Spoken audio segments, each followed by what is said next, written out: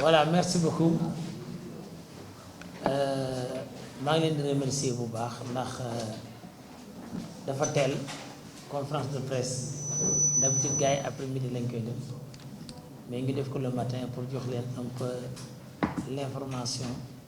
boo xam ne dañ ko mën a traiter voilà léegi pour ça maa ngi leen di remercier yéen ñëpp d'abord médias yëpp ñëw nañ léegi damay jox mandataire le mandataire et le deuxième adjoint de la maire de Kaolack mu liiral leen li nga xam ne ni mooy suñu déclaration après ñu jox leen ko après peut-être man mu lire ko en français man ma revenir en wolof wala mën na ko lire en français yëpp après bu amee ay questions yoo xam ne ni soxla ngeen ko ma répondre ci voilà merci beaucoup. Bonjour, Mbaye Ngom, mandataire de la coalition And Nawlé And Liguey. Merci d'être présent. Nous vous avons convié aujourd'hui pour faire un point de presse suivant l'actualité politique du Sénégal et particulièrement concernant les législatives avec la participation de la coalition And Nawlé And Liguey. La coalition And Nawlé And Liguey a commencé ses activités à Kaolack en 2021, regroupant plusieurs personnes évoluant dans les domaines socio-économiques et de la diaspora issus des daara et de l'éducation publique, avec un seul but de se faire représenter dans les instances de décision et des institutions. Il s'agit des personnes capables, en toute indépendance, de prendre leurs préoccupations pour la participation dans le développement de notre pays. Aussi faire montrer que la politique est un devoir pour tout citoyen sénégalais dans la discipline sans calomnie ni partisanerie. Lors des dernières locales, nous avons largement remporté les élections départementales à Kaolack, mais aussi beaucoup de communes dans le Sénégal. Nous avons également réussi à avoir des conseillers dans plusieurs communes, dans tout le pays et dans plusieurs municipalités. Notre objectif est de toujours cultiver une bonne relation avec les autorités administratives, avec à leur tête le chef de l'État pour le développement socio-économique de notre pays et surtout porter la parole des acteurs de l'économie, l'éducation religieuse et la diaspora afin de valoriser les compétences nationales. Notre leader Serigne Mboup a été plusieurs fois reçu par le président de la République. Il reviendra sur le contenu de ces audiences. Après une réflexion avec notre base électorale, nous nous sommes engagés dans les législatives pour changer la donne afin de présenter des députés élus pour le peuple, par le peuple. En l'espace d'un mois, nous avons réussi à mobiliser des milliers d'adhérents dans tous les coins du pays et collecter plus de 80 000 parrains. Le 3 mai dernier, notre mandataire national, Mbaye Ngom, a déposé nos parrainages après avoir fourni notre caution. Le 7 mai, notre candidature est déposée complète sans réserve. Et le 9 mai, le contrôle électronique des parrains a été effectué. Vous avez sans doute vu dans les médias et les réseaux sociaux que le parrainage de la liste And Nawlé And Liguey a été rejeté pour des motifs dont nous ignorons les détails pour le moment. Nous commençons par remercier les militants,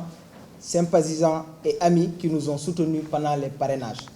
Nous remercions aussi notre mandataire national Mbaye Ngom et son équipe pour son travail remarquable qui a même séduit la commission lors du dépôt des candidatures. Nous tenons également à remercier la commission de la réception des dossiers de candidature pour l'accueil, l'information et la diligence durant tout le processus qu'ils ont siégé. Ils ont effectué un travail professionnel en commençant par le directeur général des élections. Maintenant, c'est une première étape du processus qui est le rejet informatique du parrainage. Nous sommes presque sûrs que dans les dossiers physiques, nos parrainages sont au complet. Après la question liée à l'informatique, il est important de préciser que nous attendons tout de même les détails de ces rejets pour voir quelle sera l'issue de nos démarches. S'il s'agit réellement de manquement de notre part, nous aurons la grandeur de l'accepter et féliciter les candidats qui auront franchi cette étape pour participer aux élections législatives. Par ailleurs, s'il s'agit d'une erreur matérielle, nous ne ménagerons aucun effort pour faire de nos voix et recours afin que notre candidature soit validée. Mais quelle que soit l'issue des démarches, la coalition And Nawlé And Liguey reste dans l'échiquier politique national et aura son mot dans ces prochaines élections législatives et même dans les élections à venir. Je vous remercie. Nañ commencé suñu activité Kaolack li ñu ci tax a jóg mooy ñëpp xam nañ ni ñun ay acteurs d'économie la et de développement et gis nañ ne am na ñoo xam ne nii ñi ngi jógee ci école daara yi ak ñi nga xam ne ñi ngi jóge ci école publique bi te seen njàng àggul à terme dañu transformé wu dem ci acteur de développement économique ci commerce ci industrie ci agriculture ci artisanat ci diaspora bi mais ñoom am nañ benn rëq-rëq ci seen ci niñ leen war a jàppee ci ni réew mi mën a doxe ci seen xalaat et économie bi 90% ci ñoom la aju emploi yi tamit 90% ci ñoom la te loolu ñëpp ko constaté ñaare ko indi mooy benn bi ñun dañoo duggul pour mën a toog ci institution yi pour waxe fañ war a waxee wala ña fa nekk xamuñu dëgg la réalité li ñuy dund looloo taxoon bi ñu jógee ñu njëkkee ci Kaolack te même discours lañ tenir yàlla dimbali ñu ci Kaolack ñu remporté ko à 64% derrière des coalitions yoo xam ne nii xam ngeen ne ils sont très réputés ci politique ak leur ak seen jaar-jaar bi loolu pare ñu waxtaan ci suñ biir ne nag lii war nañ ko yaatal ci niveau national ba dugg ci élection législative yi yéex nañ cee jóg nag ndax suñ première rencontre le 6 avril la ñu daje Kaolack waxtaan ci am objectif wu dem ci élection législative yi demander mandataire bu nekk ci région bi mu nekk nga dem collecter ay parrainage ci lu matul 20 jours am nañ 80 000 parrainage ñëw saisir ko ay xale yoo xam ne dañuy jàmbaare ànd ak Mbaye Ngom mu nekk sunu mandataire ak ñim àndal ñëpp ñi nga gis fii ñu toog yoo xam ne nii ñu jàpp ci ba jour bi ñu waxoon ne ñu ñëw le lendemain à 10h30 10h30 ña nga fa tardé wul on était 15e ci liste bi mais je pense que on est arrivé à 2e ñu déposer sunu dossier bi ñu ko déposé nag wax dëgg yàlla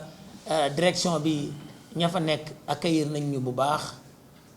gis nañ suñu dossier rafet na félicité nañ ñu ci niñ ko présenté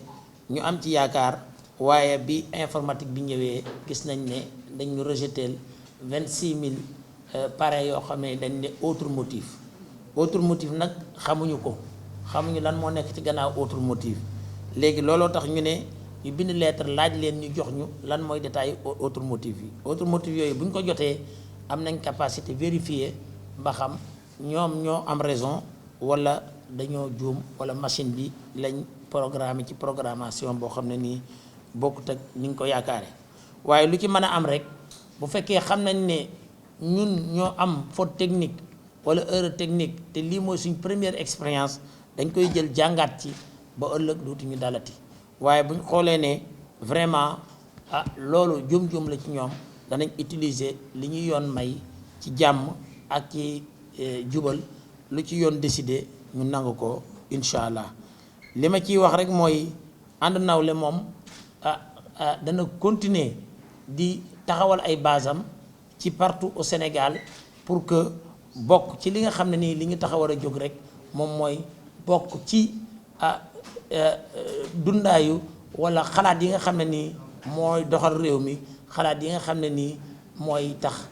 ci sénégalais yi nga xam ne nii comme ni ma leen wax rek 90% ci sénégalais yi ci ay acteurs économiques lañ nekk muy bay di sàmm di napp di transport wala ngay def say activité professionnelle ñooñu lañ bëgg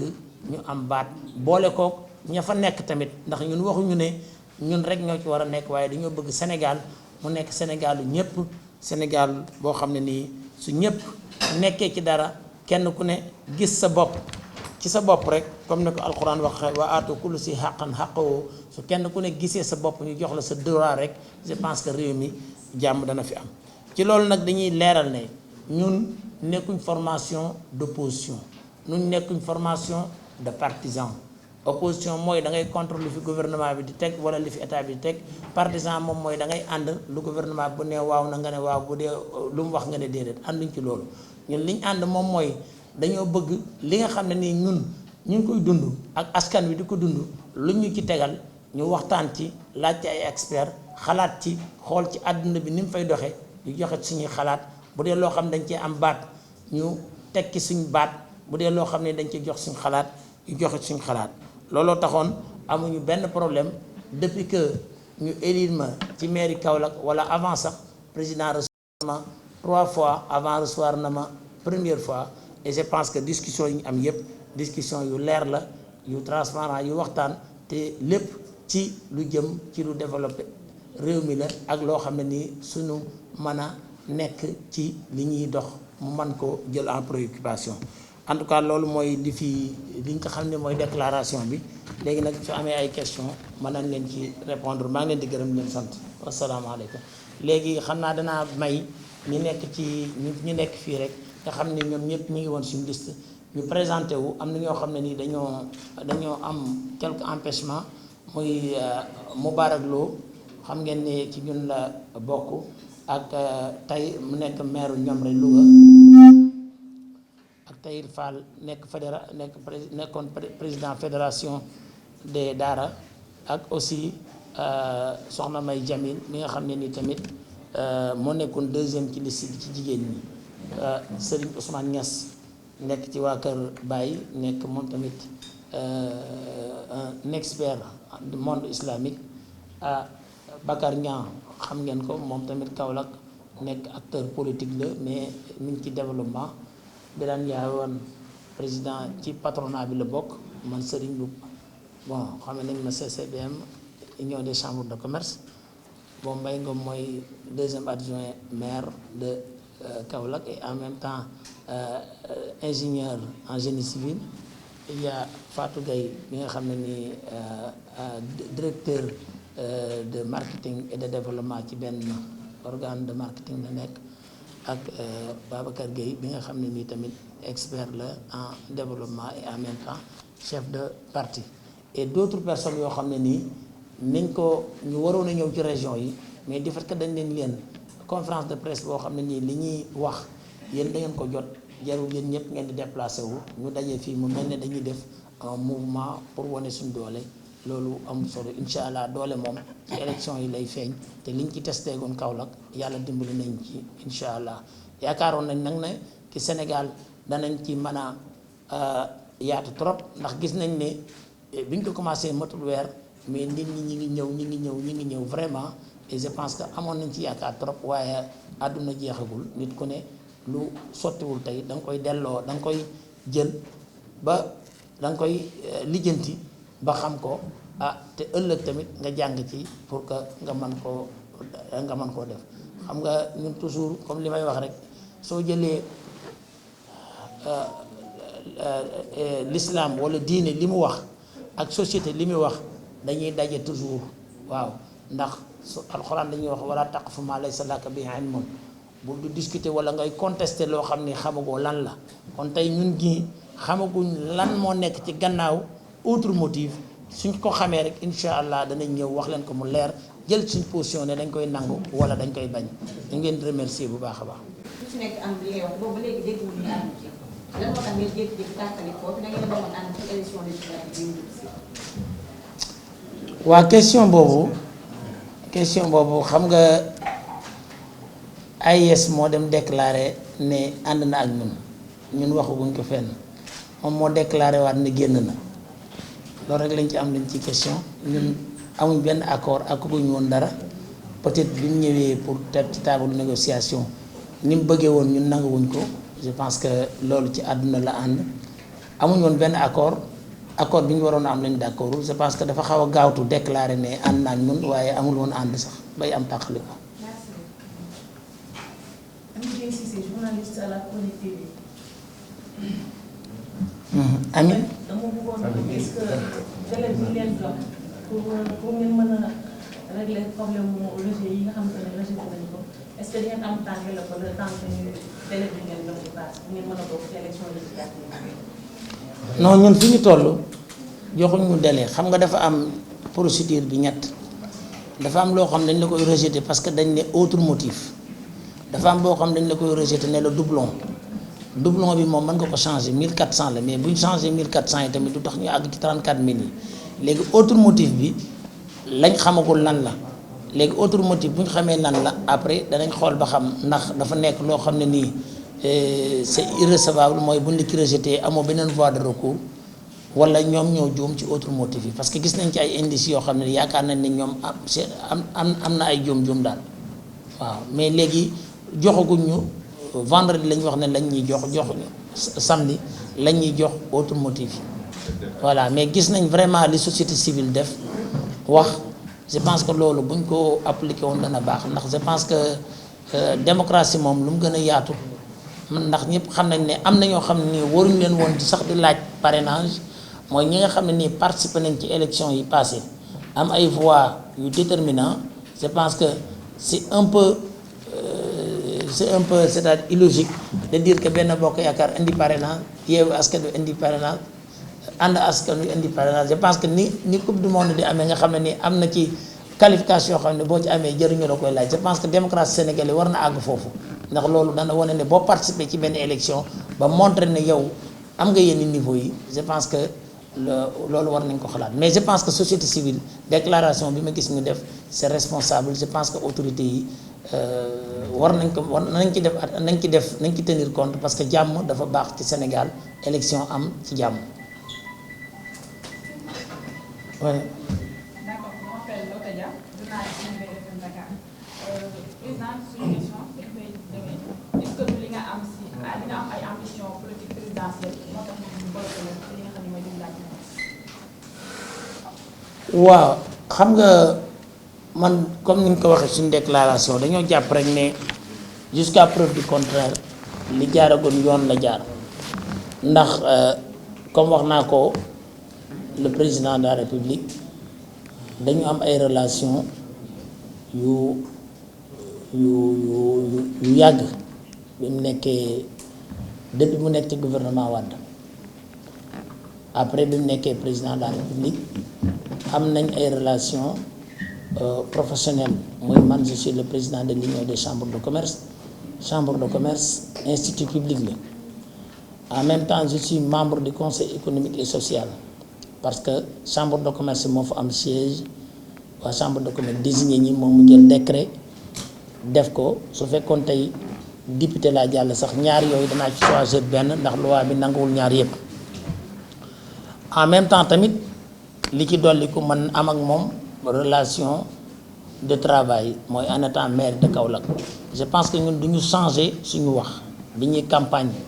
déggu leen ñu fenn ñu dugg ci xëccoo wala xuloo directement avec gouvernement waxuma nag compétition yi ñu amoon au niveau local dugguñ dénigrement dugguñ ci dara et vraiment danaa ci wax loo xam ne nii danaa ko reconnaître ndax nit ku ne tamit da ngay wax dëgg président de la République le lendemain tabaski Korité pardon maa ngi yàkkamti le lendemain Korité maa reçu bi ma ñëwee certes xam nga ne président de la République bu la recevoir lu muy wax moo mën a ànd ak moom la mais bi ma ko expliquer ñun fi ñu jëm ak li ñu bëgg a def ak fi ñu bëgg a taxawee nga xam ne nii dañoo bëgg ñun am suñu légitimité populaire parce que ñun ñëpp ñu nekk fii kenn ku ne am nga parti boo xam ne boo demoon ñu élire la ci te peut-être mën nga nekk député ñëpp xam nañ ne su fekkoon tey dama bëgg a nekk candidat Benno Bokk Yaakaar pour Kaolack danaa ko doon bu ma bëggoon a nekk candidat Yewwi Askan Wi dinaa ko doon ak yeneen mais je préfère am légitimité populaire pour que ëllëg bu may wax duñ ma wax ne ma lii nga wax waroo ko woon a wax ndax ci parti bii nga bokk wala ci parti bii nga bokk looloo tax bi ma ko expliquer samay ambition ci yooyu ba noppi vraiment avec surprise daf ko nangu wax ma ne ma d'accord naa ci loolu li ma lay conseiller rek moom mooy nga bañ a dugg ci xastaate ak ci xuloo ak ci xeex et vraiment loolu dama ko ciy remercier parce que loolu dafa am solo kon man awma benn problème ak moom ak gouvernement bi ak kenn certes da nga am nag ay jafe-jafe ak les adversaires locaux mais ñoom tamit dañuy am jafe-jafe ci seen biir c'est parce que ndegam ñoom ci seen biir ñoo am théorisé ne ñoom li tax ñu perte Kaolack mooy dañoo xuloo ci seen biir waaw dañoo war a fàtte ne tamit dañoo xuloo ak population bi tamit ndax li tax seen biir ñi la jege yow mënoo déggoo ak ñoom kon jàpp nga ne mënoo déggoo ak population bi kon xuloo boobu ñu xuloo population bi ñàkk population bi ñàkk ci ñoom yaakaar projet de développement yi nga xam ne ni Kaolack waroon na koo am te ñoom ñu waroon ko défendre muy contournement muy marché bi muy port bi muy ay hôpitaux muy aérodrome bi muy yëpp ñoom ñu nekk seen biir di ko xeex di ko yàq ci seen biir ba man mii sax li ma ciy dox ak yëpp ñu di ko yàq looloo tax population Kaolack rejeté leen te danañ leen kon ne di rejeté bu ñu génnul ci lii ñu nekk génn ci bi di juboo ñoom ci seen biir nañ juboo ak population bi juboo ak acteur politique ya fa nekkoon gañewoon leneen kooku bu ñu ko defee ah xëy na ñoom après population bi mooy décider di ñun ñooy jël population bi di leen wax fii ñu dem kon li may leeral fii rek Serigne Mboup en tant que personne amul benn difficulté ak gouvernement bi amul benn difficulté ak président Macky Sall ak ñii fi nekk ci ma àndal tamit yaakaar naa la même chose parce que Moubarak Lo dirige un département gouvernemental président moo ko fa nommé bu àndee ak ñun di liggéey kon yaakaar naa loolu ñun dafa bëgg a won ne am na forme politique boo xam nit mën na koo def doo opposé au gouvernement bi doo nekk en conflit avec l'opposition da ngay taxaw taxawaay boo xam ne nii askan wi nga war a taxawal te loolu ci la ñu nekk te incha allah te yaakaar naa duñ ci am jafe-jafe ak kenn waaye nag dana am ñoo xam ne nii yàq rek leen tax a jóg ak wër di yàq der bon ñooñu mënaluñ leen dara ba àdduna taxawee ba léegi loolu dafa am li ñuy def rek moom mooy fexe faire à face ak ñoom ci suñu discipline ak suñu gëm-gëm.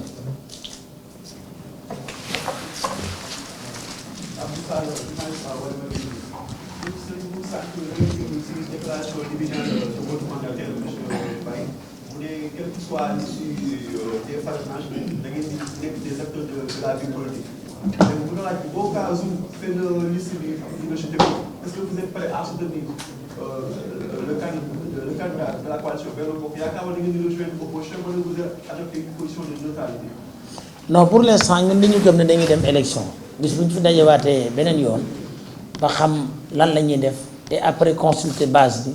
danañ leen wax exactement lu ñu koy décider mais duñu toog banque suñuy loxo ci élection yi incha allah parce que ñun ñëpp dañuy dem voter te am nañ baat buñ ci mën a waxee incha allah c'est bon merci beaucoup.